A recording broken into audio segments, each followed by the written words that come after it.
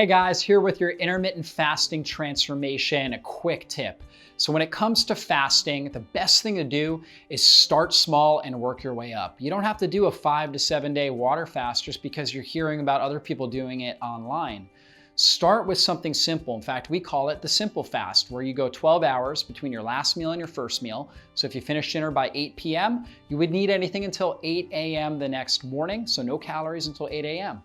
Once you've mastered that, you can go up to what we call a brunch fast, 14 hours between your last meal and your first meal, and then progress from there. From my experience, people that are healthier in general, they're going to be able to extend their fasting window and build what we call their fasting muscle, where they're able to go longer periods without food easier. And it's going to be an easier transition for those individuals than people who are struggling with chronic health problems. So just give yourself grace and slowly but surely start to build that fasting muscle, challenging your system. And of course, when you do eat, I always recommend eating really well, nutrient-dense foods, making sure that you're eating until you're fully satiated and you're full. You're not trying to just, cut calories when you are in your eating window. So just remember that. Start small, work your way up. So that's tip number one. Number two is make sure you're hydrating well. I always recommend starting your day with at least 8 to 16 ounces of water. And as you do this and as you build your fasting muscle and start your day with a lot of hydration, you'll actually naturally crave more. And so you can actually start to drink, 32 ounces of water.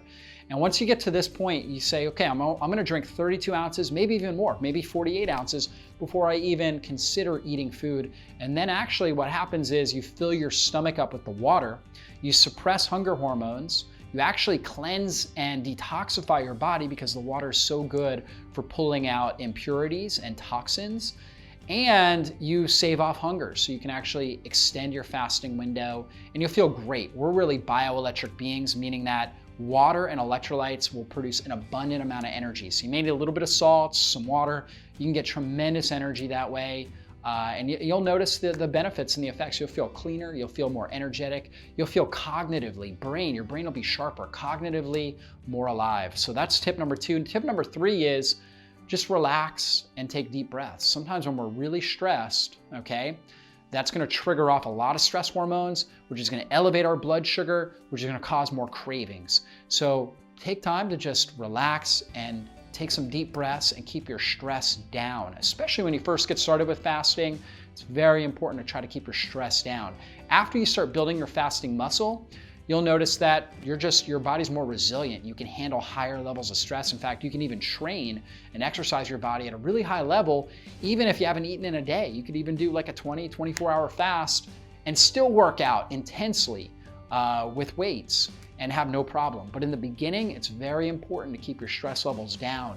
Allow your body to start to build that resilience over time, and then you'll see the benefits. So 3 big tips right there. So go ahead, put those into action. I know you'll see results.